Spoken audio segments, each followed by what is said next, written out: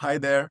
I'm Gustavo, a Brazilian researcher specialized in temporalities, investigating how different cultures from ancestral to contemporary perceive time and create technologies around it, inside of a big picture of cultural narratives and societal changes. I am the research lead of one of the three segments of the research this year, called Ancestral AI. Each culture has their own worldview and ways of relate to past, to experience the present, and to move towards potential futures. Ancestral AI is investigating what the field of artificial intelligence can learn from ancestral knowledge and ways of being in sync with ourselves, with others, and with the planet,